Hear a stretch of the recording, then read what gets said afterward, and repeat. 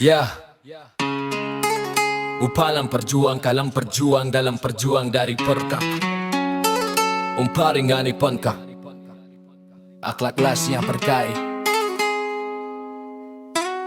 Ya, katanya sejarah ditulis dari gedung dan ibu kota, tapi yang memulai api bukan di kursi penuh nama. Dari pulau membentang Sumatera jadi garis awal. Aceh berdiri paling keras saat bumi dipanggil asal. Perlawanan bukan headline, bukan teks so heroik semata. Ini suara rakyat, bukan pinggir buku atau catatan tambahan. Data yang kami banggakan bukan medali, tapi langkah di medan terdalam. Yang melawan duluan, yang bertahan paling lama dalam malam. Bukan hapus cerita lain, bukan pula rendahkan siapa, tapi jika bicara bara asalnya dari Sumatera. Karena ketika adil hilang Sumatera paling dulu tegap. Itu sejarah versi kami yang tak pernah kami lenyap, yang tak pernah kami lenyap.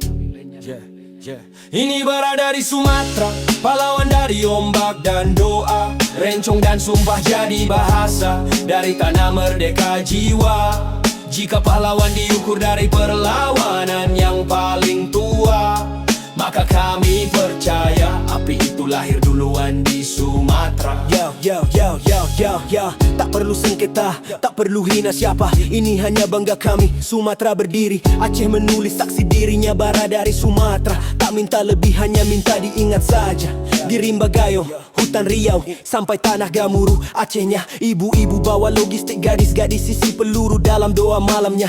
Pahlawan kami bukan berdiri indah di tepi kisah keraton. Mereka berdiri gagah di garis perang saat bangsa jadi taruhan zaman. Dan jika cerita wanita pahlawan adalah lilin di gelap penjajahan, kami bukan meniadakan siapapun. Kami cuma tegas pada ukuran perlawanan. Bagi kami pahlawan adalah yang mengangkat pedang, bukan hanya pena yang guncang pertahanan musuh saat negeri dipaksa tunduk lama. Tentang Kartini, kami tak hina pribadi, kita bicara cara perlawanan yang berbeda. Ketika ia dipuja dengan simbol emansipasi di panggung budaya, kami hanya jawab wanita kami bertempur, bukan berdiri di sisi kuasa penjajah. Bukan benci, tapi beda jalan, beda medan, beda sejarah.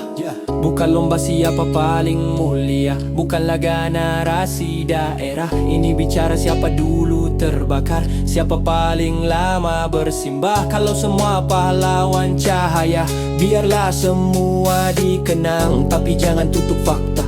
Sumatera duluan yang bertempur lantang. Sumatera yang menulis perang saat negeri diguncang dan disiksa. Kami pria wanita berdiri, bukan mundur dari benteng sejarahnya. Bukan benci tapi kami bicara perlawanan paling pertama. Dan jika kalian lupa siapa duluan berjuang dalam perang, kami ulang senyama. Sumatera yang bertempur paling pertama, Sumatera yang bertempur paling pertama, Sumatera yang bertempur paling pertama, Sumatera yang bertempur paling pertama.